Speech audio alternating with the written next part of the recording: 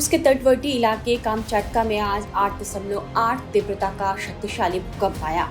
भूकंप रूस के दूर दराज के हिस्से में आया, लेकिन इसका असर प्रशांत क्षेत्र के लाखों लोगों ने महसूस किया। यूएस जियोलॉजिकल सर्वे के अनुसार यह भूकंप समुद्र के नीचे आया और इसकी तीव्रता 8.8 थी, जिसके बाद सुनामी की चेतावनी जारी की गई है।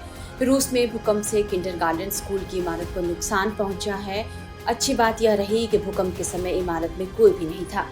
रूस में आए भूकंप के बाद घरों और सड़कों से जो तस्वीरें निकल कर आई हैं वो काफी डरावनी हैं।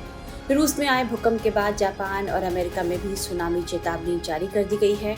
अमेरिका के नॉर्दर्न कैलिफोर्निया में सुनामी का अलर्ट जारी किया गया है। कैलिफोर्निया में लोगों को समंदर के किनारे से दूर रहने को कहा गया है। हालांकि इससे पहले हवाई राज्य के लिए भी सुनामी की चेतावनी जारी की गई थी, लेकिन राष्ट्रीय मौसम सेवा के अनुसार रात 10:39 पर चेतावनी को हटाकर एक एडवाइजरी में बदल दिया गया है। रूस के कामचटका में आए भूकंप के बाद उठी सुनामी की लहरें अमेरिका के अलास्का तक पहुंच गई हैं। अमेरिका की हवाई में समुद्र लहर की ऊंचाई 4 फीट रही, लेकिन इसकी 10 फीट तक ऊंचे उठने की आशंका जताई जा रही थी। सुनामी की चेतावनी के बाद होनोलुलु की सड़कों और गैस स्टेशनों पर लोगों की भीड़ उमड़ पड़ी। अमेरिका के केंद्रीय कैलिफोर्निया तट पर स्थित पोर्ट सैन लुइस में समुद्र का जल स्तर कुछ ही मिनटों में लो टाइड से हाई टाइड तक पहुंच गया। इसे तेज और नुकसानदेह बताया गया।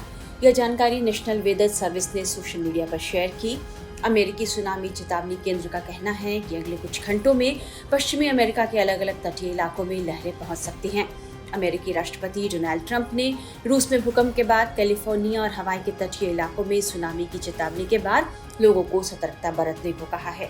वहीं जापान की बात करें तो यहाँ पूर्वी तट के पास 1 फुट ऊंची पहली सुनामी लहरें पहुंची।